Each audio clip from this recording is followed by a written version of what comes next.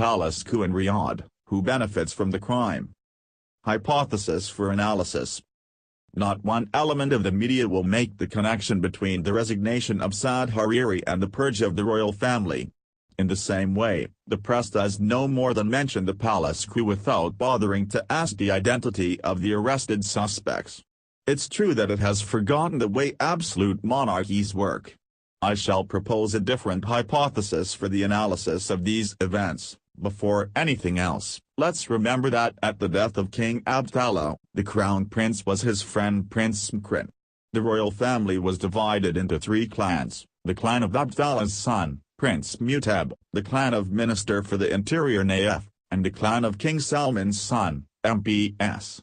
Let's also remember the secret that is not a secret. Saad Hariri is not the biological son of his legal father, but a bastard of the Saad family, born into the Fahd clan. In April 2015, Crown Prince Mkrin was relieved of his functions. Mohammed Ben Nayef succeeded him, and MBS entered into politics by suddenly becoming the second crown prince. In June 2017, MBS managed to get rid of Nayef and had him placed under house arrest. In order to be not only the first crown prince, but also the only contender, he now had to eliminate the Abdallah clan. For that, he had to strip Prince Muteb of power, despite his control over the royal guard, not forgetting Saad Hariri, who could have offered help to the members of his clan in his quality as Prime Minister of Lebanon. If Saad Hariri has not yet been arrested, it's because despite his resignation, he is still acting, provisionally, as the Prime Minister of Lebanon in order to expedite current affairs until his successor takes his post.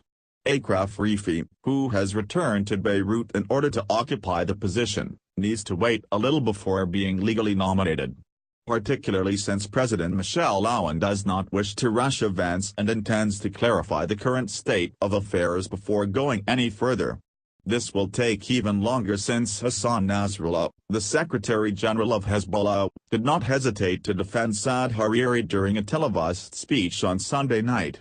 He confirmed that the Prime Minister had resigned under pressure from MBS, and that this event constituted one more Saudi interference in Lebanon's affairs.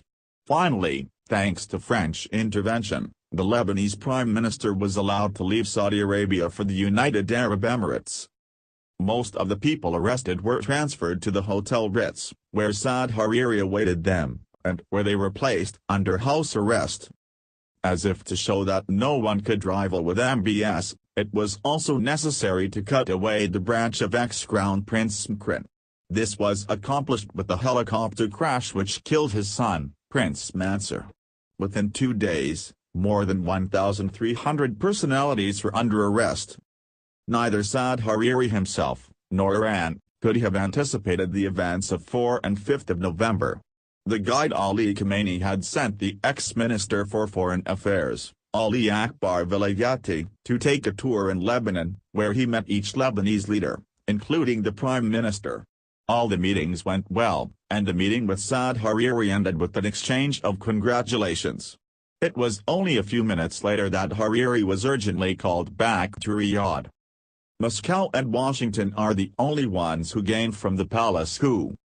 Attentive to what was going on, Russia accompanied the movement by extending its influence. King Salman went to Moscow on 5 October.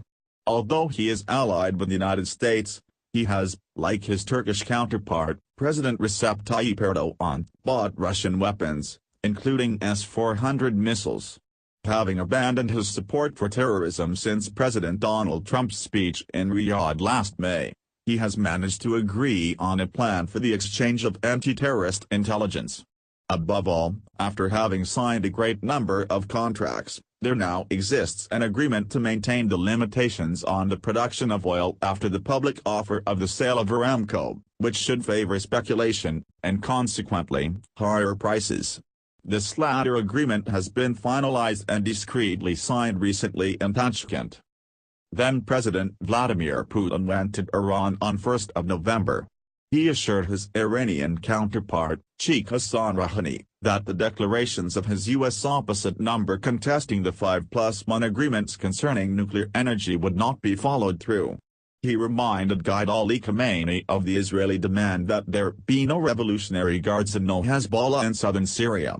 Above all, he agreed with the Ayatollah about a plan for the future Syria based on the idea that soon Saudi Arabia would cease to play a destructive role.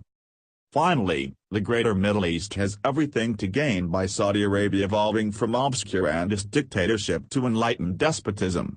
In any case, the change in methods, leaders and objectives in Riyadh opens many opportunities. Each of the regional actors will attempt to adapt even faster in order to promote their interests before the situation freezes once again. By Thierry Mason of Laris Voltaire.